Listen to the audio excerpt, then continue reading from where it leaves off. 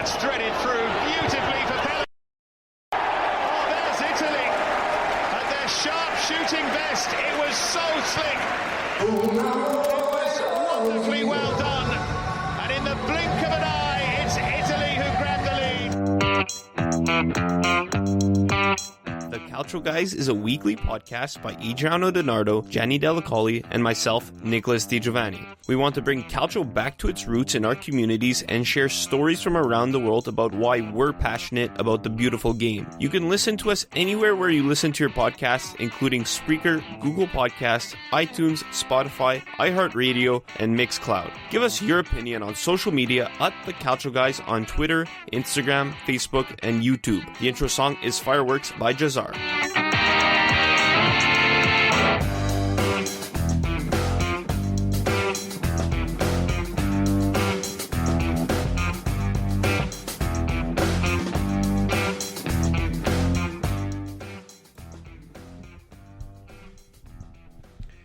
Not many games to discuss here on the Calcio Guys, but lots to talk about with Adreano Donardo and Gianni Dellacoli. I'm Nicholas Di Giovanni. How are you guys doing? Not bad. It could have been better with these results, but it's always a pleasure, coming on and facing two fine gentlemen, two fine co-hosts of mine, and talking calcio. I'm okay. This week has been a very interesting week for myself in terms of the calcio world and stuff. So to be fair with the, I've seen worse weeks, but I can't. That's the way I got to keep the mentality. I've seen worse, so let's just leave it as that. So I guess we'll start with what's fresh in our minds. The Azzurri, Italia, coming off a 6-0 win last week against Moldova. We said it on the podcast last week. You can't really take much away from that one. And then a 0-0 draw against Poland on the weekend. And then a 1-1 draw today against the Netherlands. Hateboer struggling, Immobile in behind. And he had to score. Blocked by Sillissen. What a golden chance that was. I'm still stunned he's actually missed it. He doesn't normally miss those. There you heard it, Ciro Immobile with the pretty big miss. Today I think that was one of the talking points in an otherwise boring game. Pellegrini, nice goal. We are going to have on Roma guests on later to talk about Roma, so I'm sure they'll have stuff to say about Pellegrini and his form with the national team. But Immobile, man, I know we always defend him here on the podcast, and he is a world-class player. He's a world-class striker for Lazio. But there's something, when he comes to the national team, there's just something that doesn't click. And I think for now, he's gotten plenty of opportunity to score. So has Andrea Bellotti. And they each had a chance to prove themselves this weekend against Poland and against the Netherlands in a competitive game. And I think for now, with their form with the national team, we just need to stop. Mancini needs to look at them and say, we need to try other things. We need to try other strikers up top. With the Euros coming up, it doesn't hurt to experiment a bit. They have three games in November. I'm sure there's going to be another international break in March. They just need to experiment. What I would like to see, if they have 5 games before the Euros, have 5 different strikers start in each of those games. Who? There's a good amount of players you could try out. Caputo being one of them. Heck, try Quagliarella if he's in form. Try Lasagna. You could try Petagna. You could try even Bonazzoli. Heck, even try Zaza for half a game. It's become too much about Bellotti versus Immobile. It needs to go. It needs to give other players a chance right now. And that's what I think the problem is with Italy. It's too much focus on these two strikers who don't perform for the national team. They're good strikers. There's no questioning that. But there's just something that doesn't work when they put on the Azzurro sweater. I think you're just being a bit too harsh, in my opinion, because it's...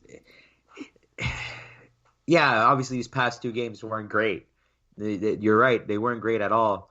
maybe, okay, sure, we can try experimenting because we still have a bit of time until the Euros, but you have to be careful with this because you don't want to, you have such, like, let's say you experiment with something new. You have a really small sample size to go into Euros with, and you might not see all the flaws or issues with this whole, you know. And don't forget, like, neither I'm not trying to be a fanboy here, but they weren't getting the great service from the left side, like with Insigne being there because he's injured. You know, like we don't have the full like 100% top squad that we need to play these games. We did well. I mean, I only managed to see the first half of the game today because I had class afterwards, so I missed the second half. But from what I saw the first half, I mean, things weren't terrible besides that one slip up on the defensive end towards the end of the half. But I just think that it's a bit unfair to judge a striker if they're not getting the service that they need.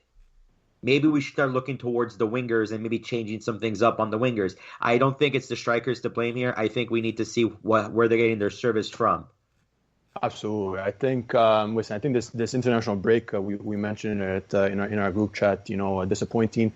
An interesting and weird, international break. Like Nick said, the 6-0 massacre of Moldova there. You got to take that with a grain of salt. You move forward to these two games, these two important matches against Poland and the Netherlands, and there was just nothing to take from it. It was Belotti. I mean, I'm sorry, it looked horrible in the first game, tripping over his own feet, and I just think over this time, there's just been so much changes. If it's due to injury, if it's due to, not being called up, or just the formations that Mancini and the tactics that he puts in place. Listen, I'm a fan. I'm a fan of Immobile. I think he does need to be the starting guy. I do agree with Gianni on the service part of things. I just find there's too much of a we haven't. It seems like we haven't fully. Because we're still discussing this point. So that only means to me that we still haven't found our best 11 for the Azzurri. And, granted, there's still time for Euro 2021, if you want to call it 2020, 2021, however you want to call it. But I think, with some missing pieces, the lack of service, a lot of games in consecutive time, these guys haven't had much of a break. It just catches up to them. I'm not a fan. I wasn't a fan of the formation and the lineups these past two games. I think I know Mancini is still experimenting, but I think eventually we're gonna have to come and put our foot down and say, listen, this is our top 11 and this is our best 11, and roll with that. Obviously, there's a lot of guys that we like to always say, these guys they go from being enemies on Sundays to being, brothers when they put on the national team jersey, which is the right thing. But sometimes there isn't that consistency and that chemistry and that cohesiveness. So I know we've discussed it a lot. The Berardi, Ciccio Caputo, this debate, having them maybe start up top. I personally would like to even see Immobile and Keane. I know I mentioned it before to you guys, and because I think Keane brings a spark on that right hand side, and if Insigne can come back healthy, I think that can be a pretty dynamic and dynamite trio. Just to add though, because I understand that we love to have this romanticism around Ciccio Caputo, but Adi, not back in the day, like 2-3 seasons ago, was a very promising young Italian player, but being stuck at Sassuolo, you don't get that much. I guess noticeability or opportunity. My issue with those two, it's not against them personally and it's not their fault. It's the fact that they don't play in bigger tournaments or in major tournaments. The only time they ever play in anything like super competitively is the national team. So yeah, okay, like in the Nations League or friendlies, there's not that you're like, okay, cool. Like there's a bit of like we're wearing the Azzurro shirt, like we gotta be strong, but like when you're in a stadium full of fans, screaming and chanting, and it's a big major competition, and you got to lay it out on the line, can we put our faith in these guys? Until I see them like play regularly in bigger competitions, it's hard to say like I can like put all the cards on the table. These guys are going to be the solution to the problem. The reason why I'm still behind Immobile is because Immobile still plays in these big competitions. Belotti not so much, and that's why I'm not too big on Belotti. But like Immobile does play in these big competitions. He's a guy that, yes, like he doesn't bring the results as much as we want him to, but you need to put guys that knows what it takes when you see like 80, 90,000 people watching you play a game, and this goal is a make or break situation. That's why I'm just iffy on the whole Berardi-Caputo's duo. Be given the opportunity. I think me and Nick have the same wavelength here. I don't know if Nick, if that's what you're thinking too, that you need the opportunity. And if you don't give these guys the opportunity, how are you going to know if they're going to perform or not? Well, how I see it is, sure, they don't really play in big competitions, but who does? Immobile, he's going to be playing in Champions League for the first time in 5 years, and the last time he did that in 15-16 with Sevilla, he played 3 games and had zero goals. But didn't he make it to the Europa League final 2 years ago? Was it 2 years ago Lazio went to the Europa League? No. Lazio, they never do anything in Europa League. Why is my brain mixing? Oh no, it was the Coppa Italia final they went to 2 years ago. He doesn't play in big games. Belotti doesn't either. Chiesa doesn't. Well, he will be in Champions League now. That's the problem. Is a lot of these frontmen don't play in the Champions League. You can't really look at it that way. What I see it is a lot of these guys, they don't play together, and for me, getting behind the idea of putting Caputo and Berardi together, it's together. I don't mind Berardi starting with Immobile, but if you're gonna start Caputo, you have to put Berardi there too. So that's my idea. Is they play together 38 games out of the season, and they're gonna be playing together with national team versus taking, let's say, Insigne from Napoli, Immobile from Lazio, Chiesa from Juventus, or whoever else you want, because you guys know I'm not a fan of Chiesa, and again he didn't look good against the Netherlands and Poland. So at least you have that chemistry, and they played together against Poland with Locatelli in the midfield, and they were making the best passes out of anybody at that game. So to play devil's advocate here, though, you don't need to play all on the same team. France won a Euro Cup. Sorry, France won the World Cup without having I can't think of 2 players that were on the same team in that lineup, like Griezmann, Giroud, Mbappe, Pogba. They all played on different rosters. Obviously, they're very talented individuals. They just speak for their talent themselves. But yes, being on the same team or in the same roster somewhat helps. But at the end of the day, too, like you need to have that skill set. I feel like for Italy, I don't know, maybe it's something with the Italians. Like if you look at the 2006 World Cup roster, let's say, it was Juventus and Milan with a couple of Palermo, with Grosso, Fiorentina at the time, Toni. Roma had Totti and Perotta, and then Inter had Materazzi. So and De Rossi, don't forget. Yeah, De Rossi. I was just looking at the starting lineup of the World Cup final, so De Rossi too. Yeah, so. But listen, I think you can't listen. Immobile, we know he can score. Scarpa d'Oro, he won last year, Capo Cannoniere.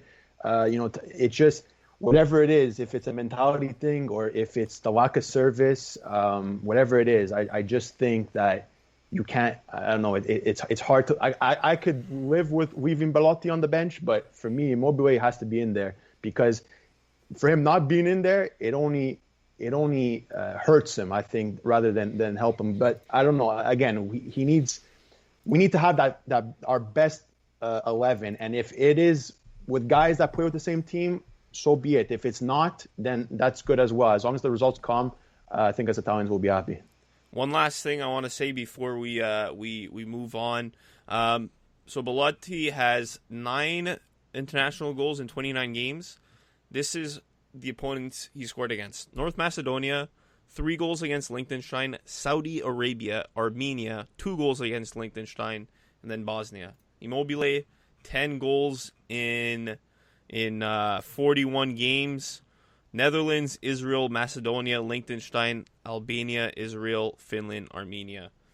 So, yeah, those are interesting teams to score against. But we'll move on. Serie A, tons of COVID cases. My goodness, tons of COVID cases. It's starting to worry me a bit.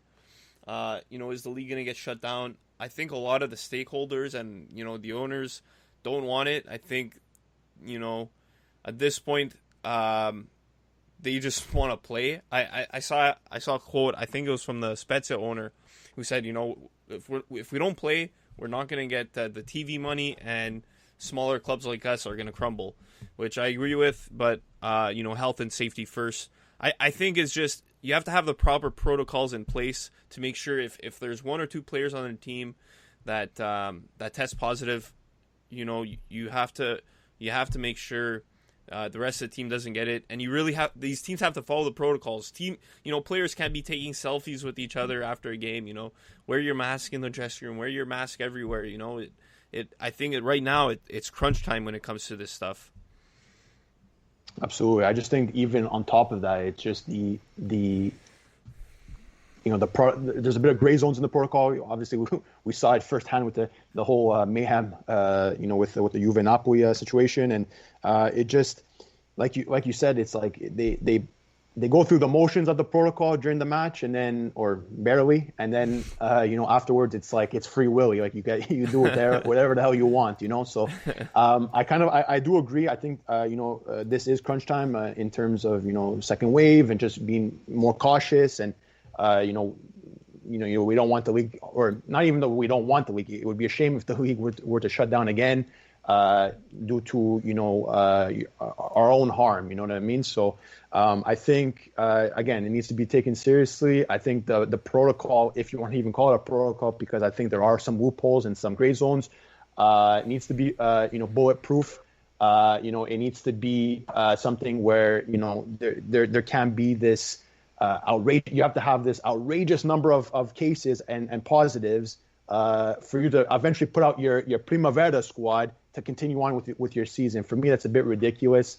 Traveling, not travel, like it is a bubble. Is that possible in the Serie A? Is that possible in Italy? We saw it here across the pond in North American sports. The NHL, the NBA. We tip our hat off to that. They did I think they did a pretty good job in handling the bubble. Yes, it's costly, but it made sense. In terms of lives being saved and being healthy and safe. Whoever stays in the bubble stays in the bubble. Whoever doesn't leaves the bubble, and nobody can come in. Is that an option? I don't know. It's an idea, but will it work in Italy? The way the Italians work and operate, I doubt it. But I think it's something to maybe think about. I mean, my only counterpoint to a bubble was somebody, I forgot who it was in our group chat that brought up the good point, but Mass. About there's a difference between just having playoffs compared to a regular season. That's true. It's much harder. Because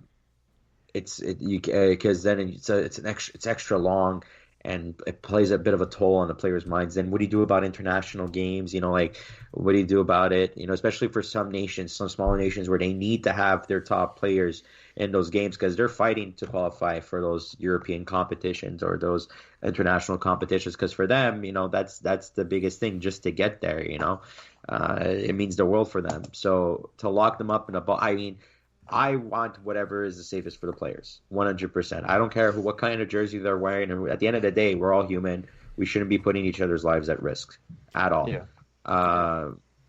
I think the procedures right now that they have in line was great when the cases were coming up, before the cases were coming up again because of the second wave. But now that the second wave's in play, they should have considered the fact that this was coming, that they should have had contingency plans. You can't just have if this either you have it and you play or no. It's not a black and white thing. It should be more you have cases, this is the situation. If you have negatives, this is the next step. If you have positives, this is the next step. Obviously it's all brand new. We haven't seen something like this in 100 years, but you still need to have a backup plan for your backup plan. And not just especially when you're a professional sports league, no matter what, it looks ridiculous when you're a top tier league and you have a situation like that Napoli-Juve situation happen, and it's like, okay, well, whether it happened or it didn't happen, like, God forbid, like, right now, forget about the result. Let's say Napoli did have a lot of positive cases, and they went to go play in Torino, and they infected a lot of Juve players, and then those Juve players are all going to spread out for their individual international games, and it would have been worse, and maybe Juve might have possible cases, and for the sake of, like, oh my God, Genoa just had 16 positive cases, guys, this is a big flag right here. Maybe we should just put a bit of a pause on everything just for a moment, wait for this to cool down before all of a sudden these players go and get infected and those players go and get infected. It isn't cut and dry. It's not black and white, and the rules that they set up were meant for black and white situations, but what we're in is not a black and white scenario. Yeah, that's perfect. That's my only 2 cents. That's Gianni. That's why you're the only one of us who's going for his second bachelor's. Yeah, there's a smart guy right there. The university. I'm only going for a second bachelor's because I didn't get accepted for my master's. Okay? Whatever works. So if there is Serie A this weekend, it would be match day 4, the derby of derbies, my favorite derby around. I think a lot of people are going to be tuning in for this one. Pretty big implications, in the Champions League race. Bologna Sassuolo. This guy likes to get me rolling. This guy likes to get me started. He knows it's Derby della Madonnina this weekend, and he knows how to get under my skin. I knew that was coming. Hey, it's a local derby in Emilia Romagna, Bologna Sassuolo. But we are going to talk about the other derby, the provincial Lombardy derby, the small one, not important. Wow, you're going to take that? You're going to take that? He's lucky he's on the other side of the screen. You're going to take that from a guy who supports a team that hasn't done much in a while. Yeah. Okay. National competition. We'll leave it at that. So it's a weird one. Weird scheduling time. Saturday at 12 with Sampdoria Lazio at the same time. Usually this is a game, the 2:45, the primetime game, but instead they put Crotone Juventus. It's a real head scratcher. I can't even agree with this, but whatever. We're all going to be watching it, I guess. As a Milan fan, what are your thoughts about this one? Well, first off, the thing that pisses me off is that it's on Saturday at 12, like you said, and I have fun at work and I can't watch it. Just say you're not feeling well, stay home. I'm going to, I always say with these types of things, when there's a will, there's a way. I will try my best to tune in. Like Nick said, jokingly, this is one of the biggest derbies in Italy and probably in the world. But listen, I think this is the first. Well, maybe I don't know if it's first true test or however you want to word it, but it's a real big test for this Milan squad. They've been they're 3-0 at the moment, tied with Atalanta top of the table. They looked fantastic since after the pause, after COVID pause, going undefeated and everything. So. Listen, this is I think the first obstacle. You're facing your local rivals. You wanna paint the red, the town red instead of blue, and Ibrahimovic, recovering from COVID, Romagnoli recovering from his calf injury as well. I think is big for this match, but I'm just It's been a while since we've won convincingly, and there's always something when the derby comes. But listen, I'm putting my good foot forward and my faith in this team, and I think if they can continue on the path that they were on, I think they can definitely give it to Inter. But Inter looks scary as well. So especially with the new additions that they've added, I praised Hakimi. In shows past, I think that's a fantastic signing for them. They just added experience in their squad as well. Year 2 under Conte, we know all that. We already know all that, but I think, I think it'll be all on the pitch, and I think hopefully the refs let them play, and where the best may the best team win. And I'm obviously going for the red side of Milano. Gianni, who do you think? What predictions for the game? Going to be a great one. I know that the game's going to be fantastic. See if Adri would have worked with me, because we have an Inter and a Milan fan. Wow, I was going to say it out of habit again. We have an Inter and a Milan fan. Shout out to Chicho. He's gonna lose, but shout at out. work. And what we do is that sometimes when there's no customers, we kind of put it on our computer screens to watch the live stream of it. Yeah. So we're gonna take advantage of that, even though we're working Saturday. It's gonna be a great one. I actually think this one has more hype than usual behind it, just because. Is this the first derby that Ibrahimovic is gonna be back for? No, he was back in. It was in February or January when they last. Yeah. Okay. Right, because my mind was like, oh, I think he was there for another one. February That's 9th. One of the Yeah, last few games with fans. What was it, the 4-2? Yeah. It was the 4-2 or something. Yeah. Yeah, my God. And he scored, and they scored in the game. They looked fantastic it's first half, forever and ago. crumbled in the second. I remember. We were at Ciociaro. Shout out Milan Montreal. I have my fucking scarf here. I love you boys, and I hope we win. That's all I can say. But it's always a fantastic game, and especially with the star power on both teams, it's just gonna be like Inter obviously on paper, look better than Milan, but still Milan is playing better as a unit, and they're still gonna put up a great fight. And they won the last derby, so they didn't lose it, they didn't win the No, last Milan derby. hasn't won a derby in the Serie A since January 2016. Last time they beat Inter was Coppa Italia quarterfinal in December 2017. Cutrone, 104th minute or whatever. He went crazy. Yeah. So Really? Milan is snake bitten, if you allow me to say that. Let's just put it that way. Milan is snake bitten. I'm shaking my head. I definitely think it's gonna be a good game. Both teams have been hot. I just think Inter's quality is just gonna surpass Milan. But it's one of those games where I'm not gonna say, oh, Inter's gonna win, and I'm set on that. It's a wide open game. I think it's a wide open game. It's gonna be good. I might have to watch Sampdoria Lazio instead. That's gonna be a better game at the same time. First I think Lazio was in a Europa League final. Then I think Milan won the last derby. I don't know where my brain is tonight. But yeah, I think Milan might actually win it this time around. I think it's about time to happen. We got a question on Instagram from our friend Pizza Calcio, best name on Instagram, Pizza Calcio. He asked favorite Milan derby moment. So quickly, we'll do a round table before we have the guys on from Roma Club DC.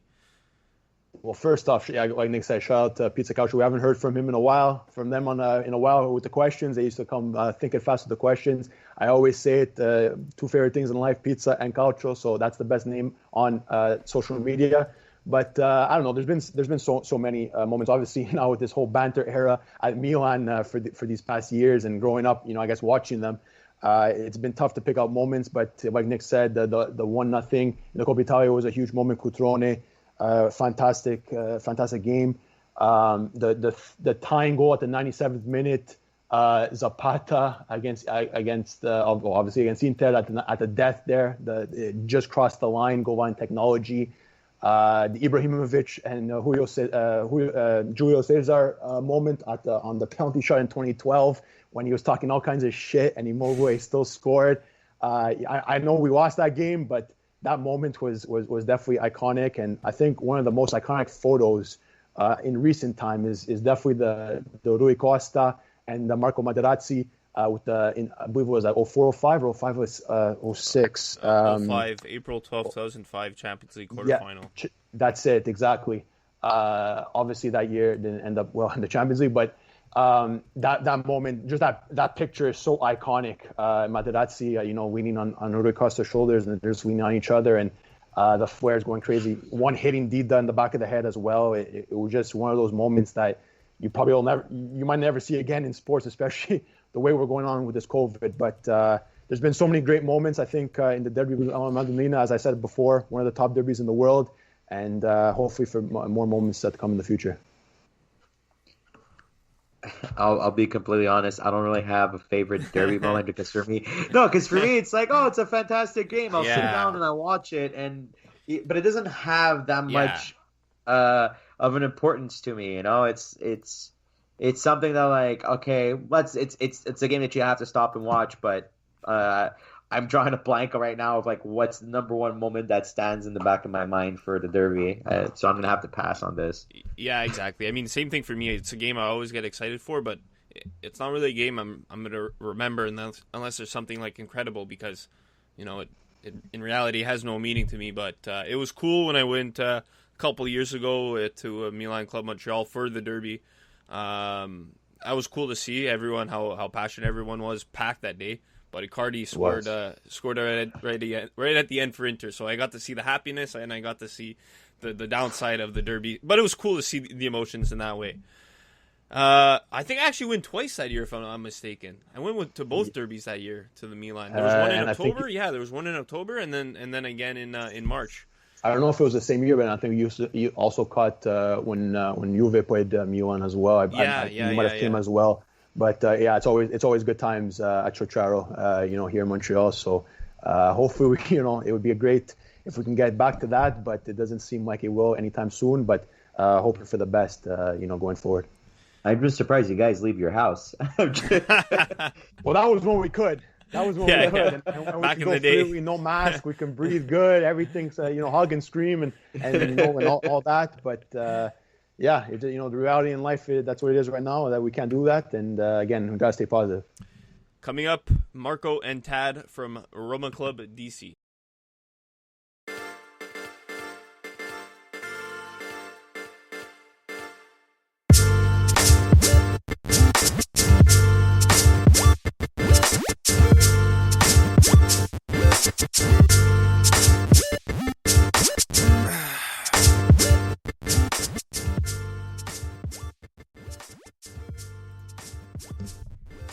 Welcome back to the Calcio Guys. Joining us now, all the way from Roma Club DC, we got Marco Ciarla and Tad Burns. How you guys doing? Doing great, guys. Thanks for having us.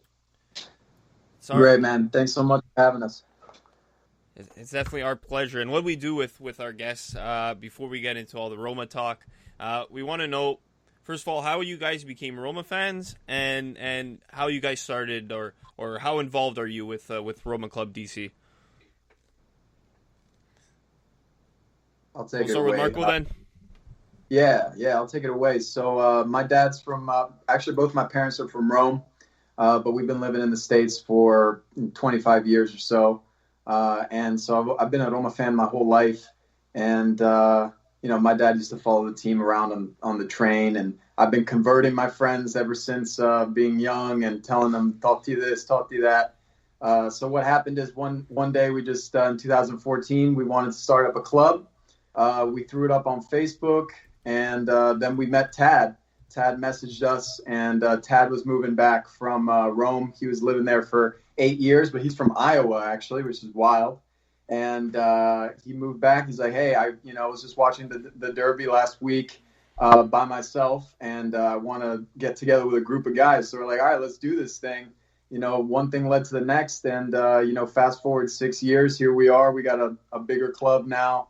We making shirts, we're doing raffles and stuff. And, the constant is that we're still converting people to Roma fans everywhere. So that's kind of a brief history of the club.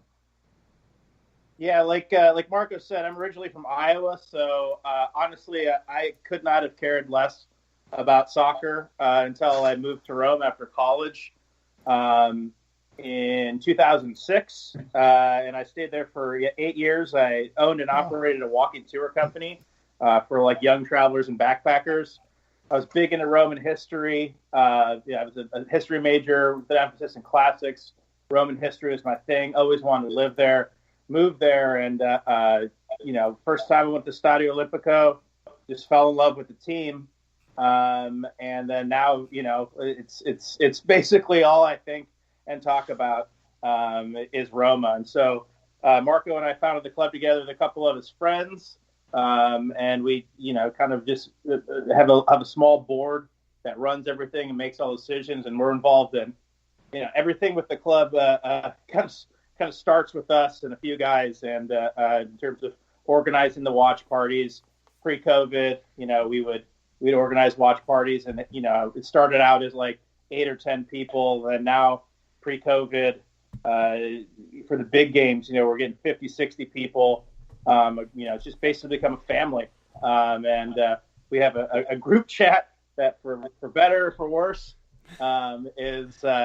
is constantly being used. So some work days you don't get as much work done as we'd like, especially knee injuries, big player retirements, or just generally trash talking Juventus, or as we call them, OTFR, the other team from Rome. Wow, I actually like that one. That's some good shit right there. We don't swear. You can't say the swear word. You can't say the word. It's like Voldemort, We don't say the L word around here. Right. Well, I just find it fascinating because because DC United is a big team for the district, and but when you think soccer in the States, normally, obviously, because there's a whole stereotype, it's not it's usually in bigger cities that are have a big Italian heritage. When you think Washington DC, you don't really think that there's a big group. And that's one of our questions from one of our Twitter followers, from Scott Sandalo. He's like, what's the most unique aspect of the soccer culture in the district? Mark, I'll let you take that one since you're born and raised. Yeah, man. I mean, I think, Washington, D.C., even though it's a bit of a smaller town, it's still extremely international. And one thing that we have with our club is, we got all sorts of people from all walks of life. I think we have 3 or 4, Italians, including my dad, who's got the biggest Roma hat collection you've ever seen in your life. And, it's just awesome because, like I said, with a huge international presence in the city, with all the embassies and everything, you go play some pickup and you're wearing Roma gear, man. People are like, hey, Roma, Totti, you know what I'm saying? And it's like, yeah. Are you a fan? Sometimes you even see people wearing Roma shirts and they don't even know what they're wearing. And then you take that opportunity to say, hey, you want to come grab some beers, watch a game? Next thing you know, they're part of the club, part of the family. They're in the group me. They're up to speed with all the transfers. There's been a bunch of people who, quite frankly, were barely soccer fans, and now they're massive Roma fans that they joined the club. But like I said, in DC, you have a big soccer presence. The DC metro area, youth soccer is massive. In Virginia, Pennsylvania, too, just north of us. In Maryland, everybody played soccer at some point in their lives. And so when you mix that with the multicultural aspects of DC, you just can find soccer fans everywhere. There's clubs. Just at the bar we go to is huge on Premier League. They got a lot of, every time there's a Clásico Barcelona versus Real Madrid, it's packed. And now there's a Fiorentina fan base there. So, there's just a ton of soccer fans in DC. And I'd say that's one of the big aspects of why there's, such a big culture here. No, it's amazing. I think it's those small things you see a guy with a shirt, you reel them in. That the little things is how you reel these people in.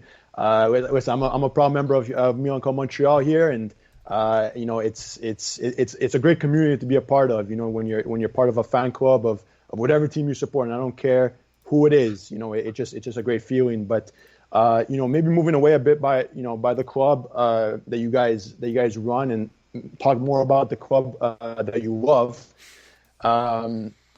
There's been we had our international break. I don't know how you guys thought of it, but we mentioned earlier that it was probably a disappointing showing these past 2 games. Take the Moldova game, take it with a grain of salt, but the important games against Poland and the Netherlands, it was shaky. But we had a question on social media by Thoughts on Calcio blog. It says Pellegrini is starting again for Italy on the left-hand side of the 4-3-3. Should he be playing more this type of role more often for Roma? I don't know what your guys' thoughts are of him being in that role. Do you think that's a fit for him at Roma, or should he be staying in the midfield? Let Tad take this away. Roma is interesting with the Azzurri because you have a coach that has a different kind of style than Fonseca, and Roma, kind of the system that we play. I think Pellegrini is kind of right where it fits. We kind of an embarrassment of riches at winger. I know we sold a couple. We sold Under and we sold Kluivert, or the COVID way of selling them as loan with some sort of obligation to buy. So last year even towards the end of the year when he kind of disappeared a little bit after the coming back from the break where he looked lost, he still had the highest assist total of any Roma player since Totti in a single season.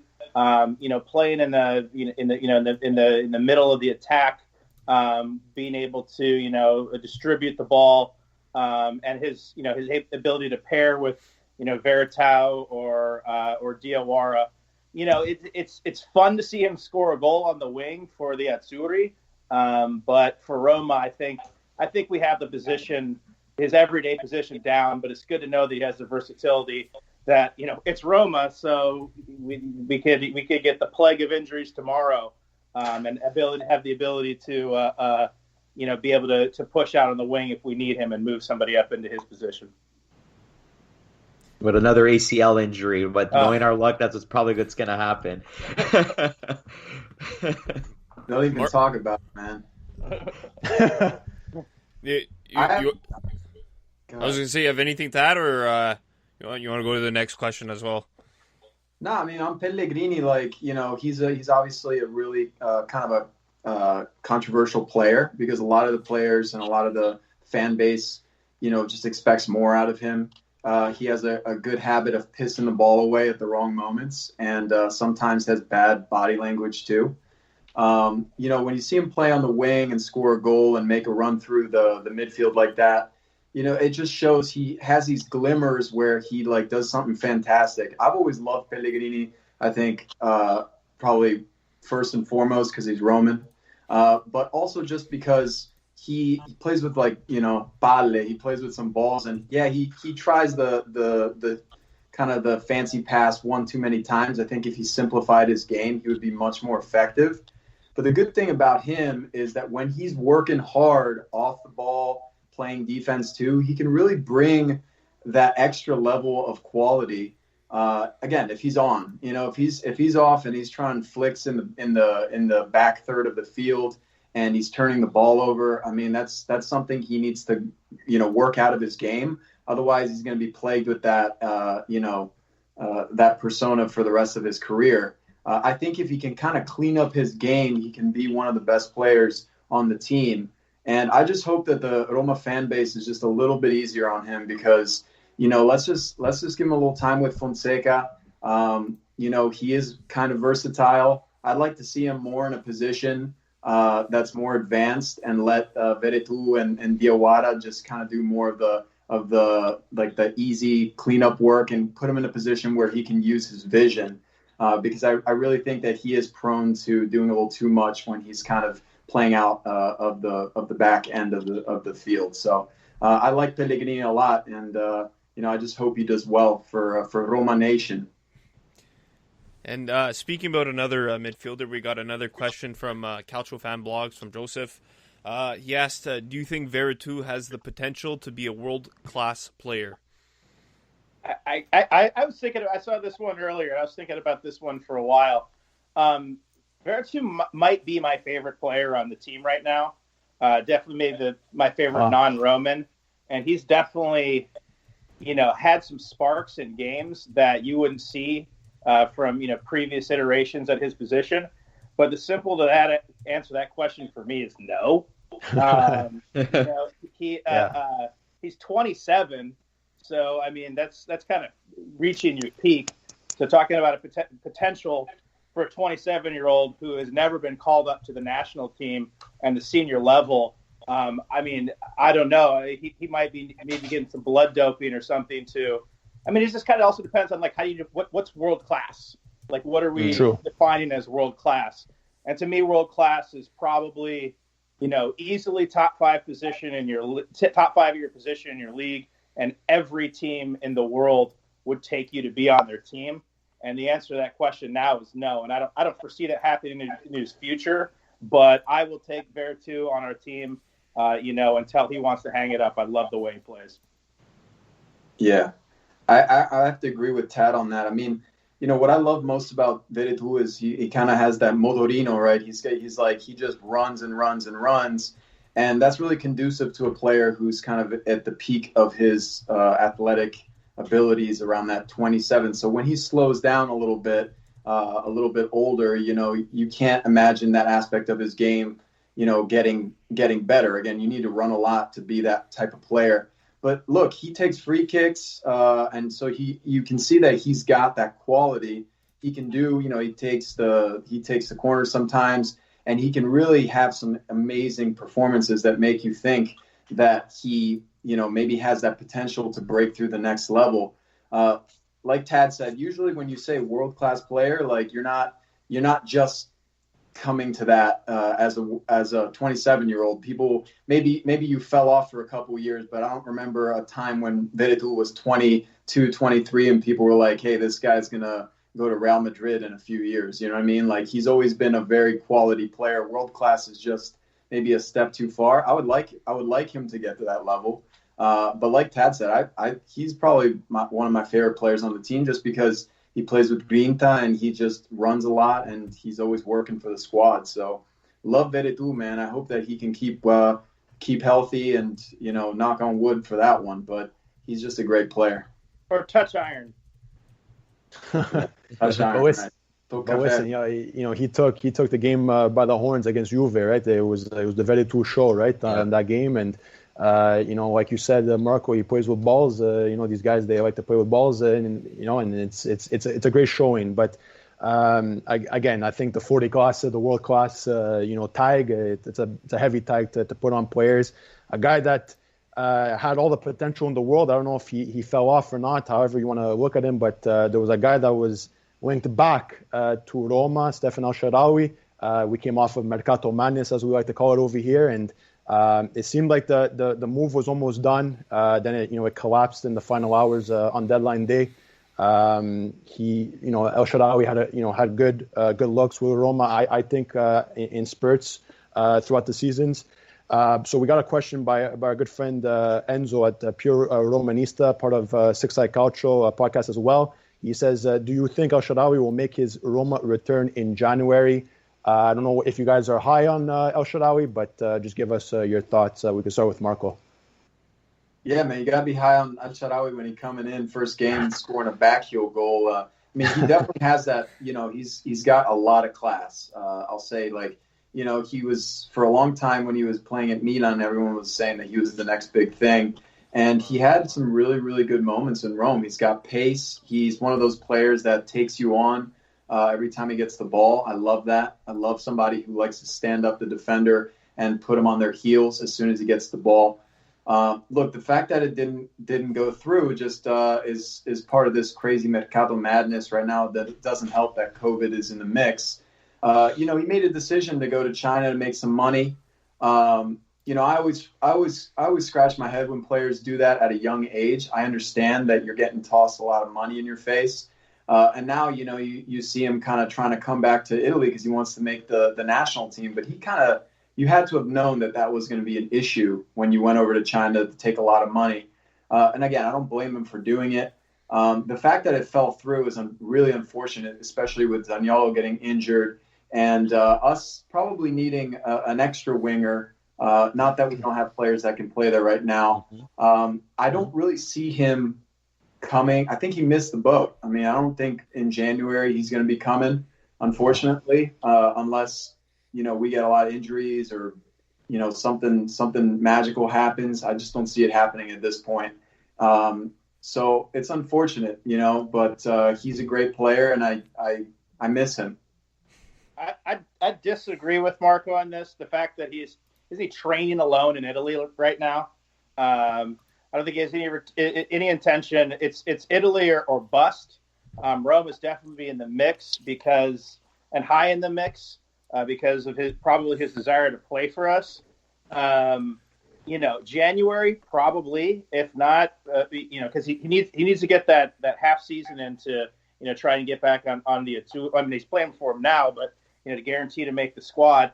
As far as El-Shaarawy, he is who he is. Like you perfectly described it. That he started off hot, as the next big thing, then kind of fell off, then came to Roma, and he's played great for Roma. It's just unfortunately another guy that has a lot of injury issues.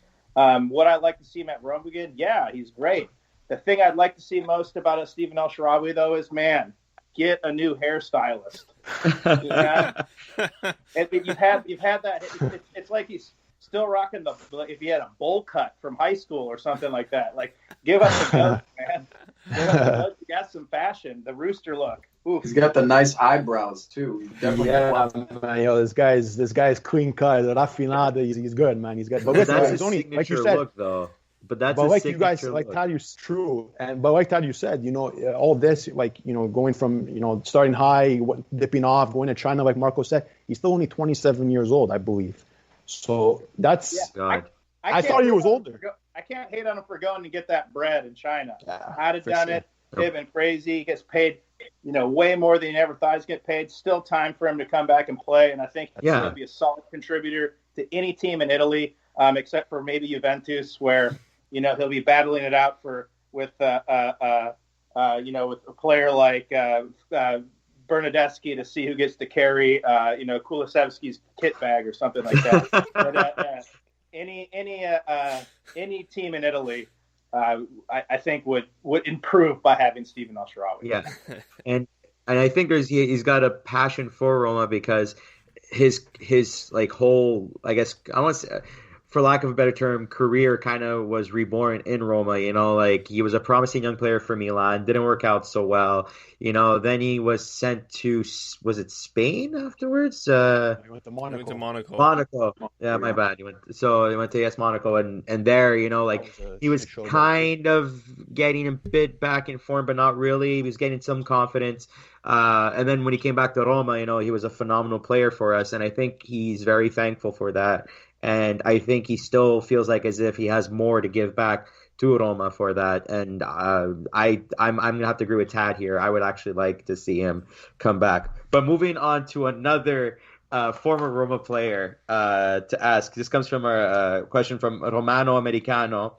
He asks, which former player would you welcome back and with open arms, and why is it Marquinhos? I think maybe because of the lack of quality in that position right now, but if there was a player, okay, he says Marquinhos, which makes sense right now, but besides him, is there a player, or you could choose him if you want, that you would welcome back with open arms to Roma? I would love to see Daniele De Rossi come back, maybe not as a player, maybe just to stand, kind of be like the mean mug guy on the side that just stands and stares at the other team to try and, freak him out, or, just stands next to a wood block and kicks it in half and then starts pointing at people.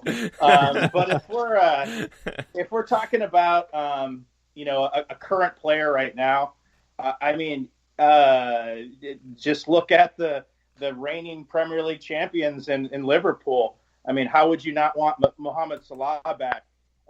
Him paired with Dzeko that last year. They were wildly successful. Dzeko being Capocannoniere. I think Salah had like 18 and 12, even though he missed a month. He's just, when he came to the team, I was like, this is a guy, if he can get a touch, is just going to wreck everything. And I would love to have him back with an honorable mention to Alisson, just because he's the best keeper in the world. And I don't know how much more Robin Olsen and Pau Lopez and Antonio Mirante I can see. Maybe bring Boban back to keep me a little happy. Hey man, how about yourself? Look, I'm gonna have to disagree with you on the fact that we would need a player like Marquinhos. Not that I wouldn't take him. I kind of like the center backs that we got. Especially with Smalling now too. We got three really nice young center backs that you can almost see them being in the mold of Marquinhos. Unfortunately, if Ibanez keeps going the way he's going, he's going to turn it. He's going to be the next Marquinhos to PSG. Let me tell you that. Kumbula's looking nice. I like Mancini. He's still 24, but he's playing with like that, almost like maybe it's because the others are so much younger, but he looks like experienced, and he has room to grow too. But with Smalling back there too, I think there's a good balance in the center backs. It's a cheap way out, but I have to agree with Tad on Salah, just because after the whole Milik and Dzeko thing, I think it's clear as day. I know we got Borjita at up top, which is, he's a young, promising player from Real, but we really need a center forward and a top quality center forward to replace the Dzeko reign that's happened over the years. I love Dzeko. I just think that we missed an opportunity to sell him for good money. I was excited for Milik because he's still pretty young, but Salah would be perfect to fill that need that we have at center forward. Somebody just take over the game when you need a nice counterattack goal or just a beautiful strike. And if I'm going to choose a player just based on like personality, man, I would love to take Raja Nangolan back. Just Ninja. Yes. My man's smoking cigarettes at night with the Roma fans. He talks better Italian than I do. And he's still like, just like I said, playing with Grinta. Imagine him with Veretout, Diawara, just like, that's the bad boys in the middle. And Rajan Angolan, he's probably past his prime for sure. We probably don't need him, but I'd welcome him back with open arms, baby. And I FaceTimed my girlfriend with him in Boston a couple years back. I'll never live that down. He's just a classic dude, and I would love to see Nangolan back. I was so sad when he left. Well, Gianni, with him. You got a FaceTime Gianni call has a with him. selfie with him. Yeah, basically when they came to play in Montreal to play that practice game versus the Impact, we went to the game. It was phenomenal. El Shorari was 2 people away from me before I was able to get a photo with him until he got pulled back onto the bus, which was unfortunate.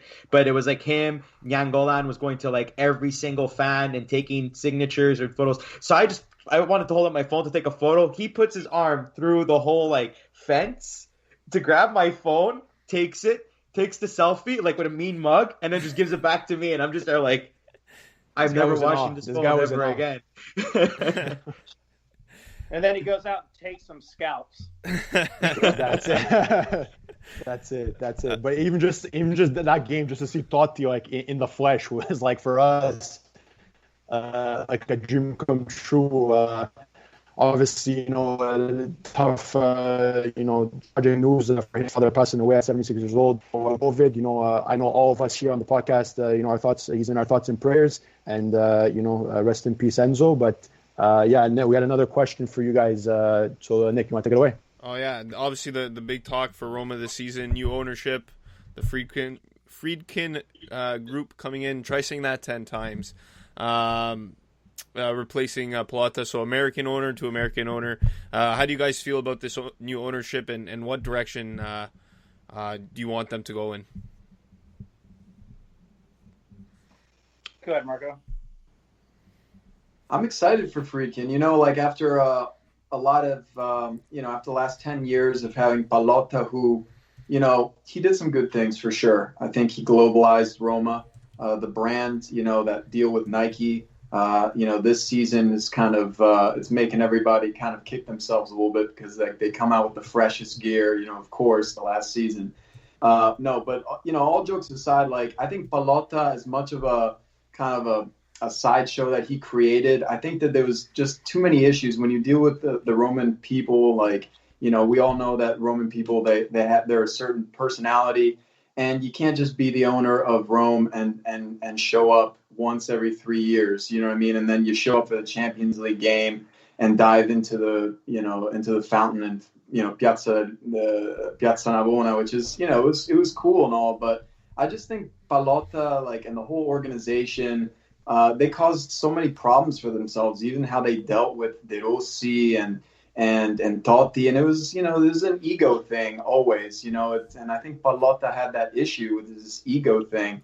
Even not coming to the stadium is a prime example after clearly the fan base saying it's important to them, he just never showing up. I think the Friedkin group, they come in and, they go to the Verona stadium. I would love to know what was going on in their heads when they went into the Bentegodi, which is just like decrepit, and it's like, what are we getting ourselves into here? But one thing that from the Friedkin group is that they haven't really been too bolsterous. You haven't seen a lot of drama. At least, there's been drama around the Mercato, but they've been kind of quiet, like they're kind of playing, they're hiding they're not showing all their cards yet. They're not like, talking up this huge game. And, the son seems like he's pretty passionate, and Ryan just seems to be like he wants to take this project over, and it's refreshing for sure. I'm very excited. They have a lot of money, and I hope that they're willing to open up the checkbook. But so far, I feel pretty good about it. This Fonseca situation is a little strange. When there's turnover like this in an organization, you expect a lot of kind of new faces to come in. So it's not really unexpected that you're seeing a lot of people's positions kind of being brought to question. But so far, so good. I'm excited about the freaking takeover. And again, I just think that the way that they've kind of been a little bit more low key is a refreshing take on the new billionaires in town. Yeah, for me, I think, when you talk about Jimmy Pelota, Raptor Group, or wherever you want to put on it, and you put the pros and the cons ledger, and, you add them up and you decide, what really matters for the team or what really matters to the fans, regardless of if the pros outweigh the cons or they're equal or whatever. It was just time for new ownership for Roma. So I'm happy that that there's just a new owner, period. The one thing I'd like to see, for me, it's good that they're new, and like Marco said, not showing their cards. They need to find a director of sport. That needs to be kind of expedited, and who knows, we might get blown away and they pull some sort of coup. But the one thing I would say about the Freaking Group and what's important is hopefully they don't fall into this trap of arrogance that Pelota had and what a lot of foreign owners have in Italy, where, the Freaking's going to come in. What they're going to do is they're going to make the Dallas Cowboys in Rome. They're going to run it like an American sports organization. I think that the only way you see that kind of globally around the world where you have foreign owners owning is if they're really, really crafty, or they just have more money than God, and they can just spend their way into anything. And so as long as the Freaking Group can kind of understand that there is a sentiment amongst the Roma fans, they can pay lip service to it, or they can really kind of understand like what Rome as a city is, what Italy as a country is, do what they need to do, do what they need to do to get the stadium built, do what they need to do to kind of get the organizational structure set up, and not just try and bulldoze it with this, it's an American mentality, and all the American sports teams are working together, and they all make tons of money. They need to understand that unless they're willing to spend an absolute ton of money, that they're going to have to kind of understand what it is to be a foreign owner, an American owner in Italy, rather than just thinking you know better all the time. Yeah, I totally agree. I think you mentioned the stadium. I think that's a big point that they've been thinking about doing over in Rome. They own their own stadium. But how, just quickly before we let you guys go, just came up to mind how, obviously with the, I don't know if you want to call it burning of Totti, and De Rossi, legends of Rome. Do you think, well, if not De Rossi, but definitely Totti, do you think him returning to the club to have some sort of role is A, in the cards, and B, is it makes sense for Roma? I don't know if you guys had any thought on that. Well, I think it definitely makes sense for both of them to come back. Do I want to see like Totti or De Rossi come back and be the first team coach? Only if they're like Zidane or they have immense amount of success, because I don't want to, like, the last thing I remember about Francesco Totti at Roma is he gets fired after 2 disappointing seasons and then, and coaches Benevento, or, fades like Homer Simpson back into the bush. Never be seen again. So I think that there are definite roles for them within the team. And, maybe that role is first team coach, or maybe that role is director of sport, some high level, position that's going to, make them very visible and reap in a lot of glory and, build on their legacy. Me as a fan, I don't know if I'm willing to risk that, because, like I said, I don't want to be there for the failure.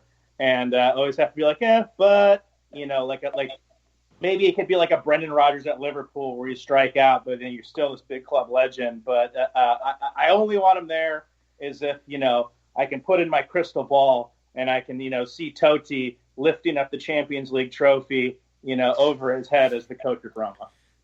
Well, I wanted to squeeze that question in just because I'm a Milan fan and we have a bad habit of burning our legends. So I just wanted to hear your guys' thoughts on that. So Marco, if you have anything else to add.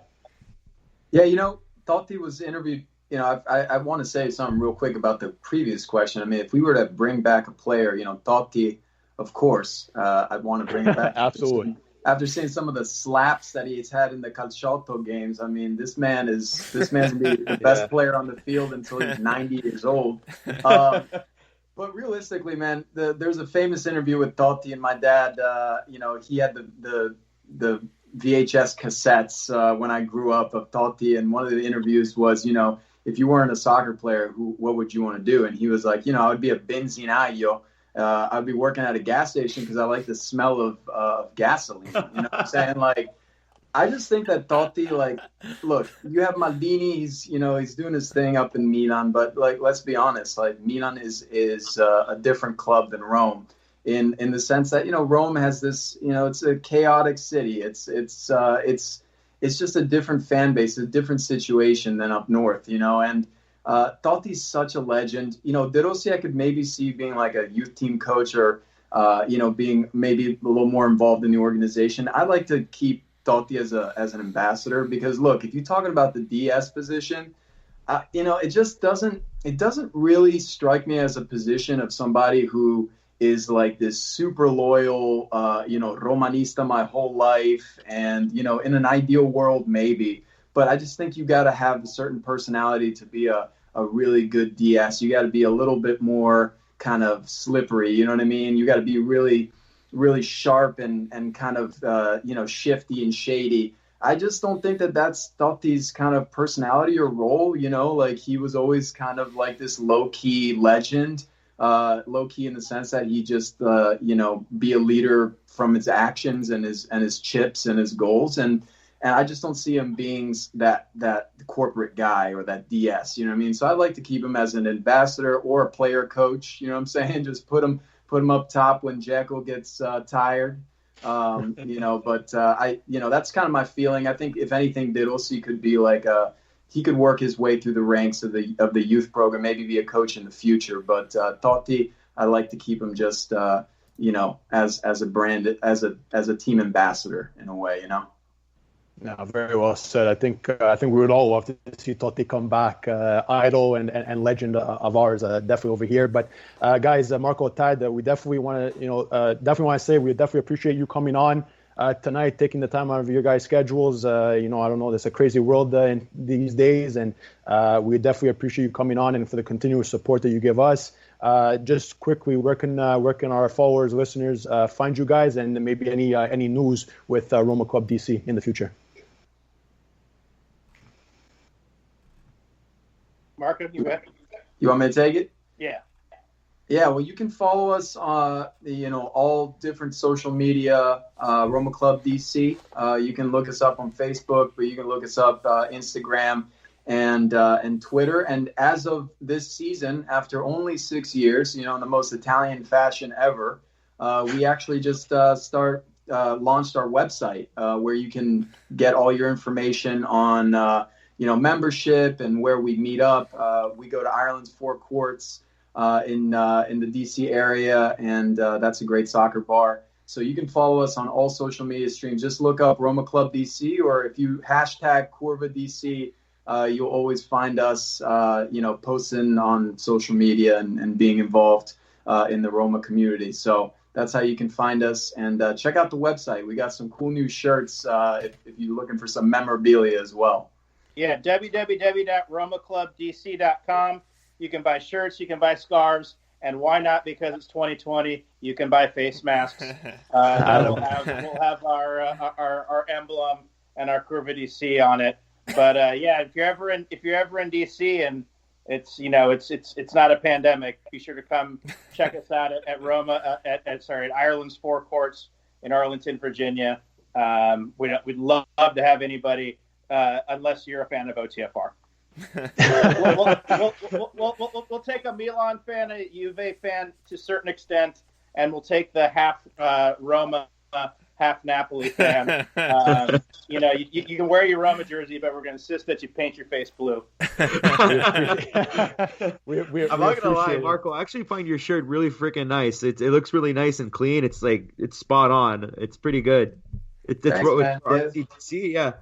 This is one of our founding members, actually. He designed this. It's the Colosseo. So this was a shirt from a couple seasons ago. We try to get creative every season. Yeah, so it's This is the new one with the DC flag, except for the stars of DC are the Lupetto.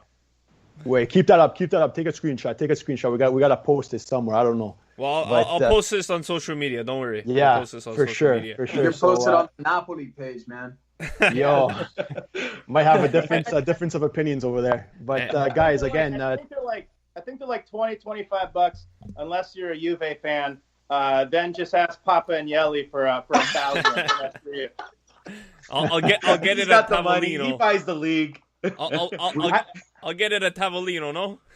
Yeah, we just sent one to Lotito and we said thanks for Kumbula.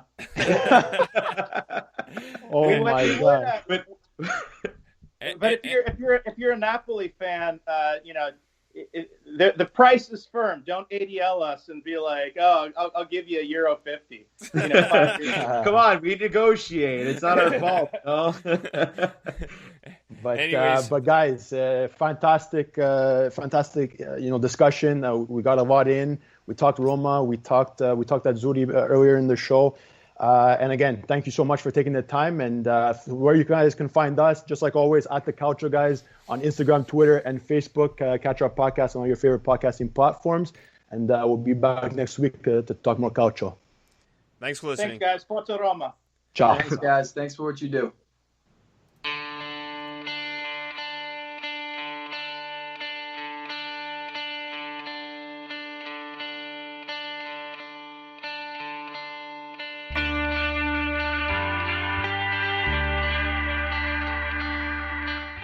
The Calcio Guys is a weekly podcast by Adreano DiNardo, Gianni Dellacoli, and myself, Nicholas Di Giovanni. We want to bring Calcio back to its roots in our communities and share stories from around the world about why we're passionate about the beautiful game. You can listen to us anywhere where you listen to your podcasts, including Spreaker, Google Podcasts, iTunes, Spotify, iHeart Radio, and Mixcloud. Give us your opinion on social media at The Calcio Guys on Twitter, Instagram, Facebook, and YouTube. The outro song is The Last Ones by Jazar.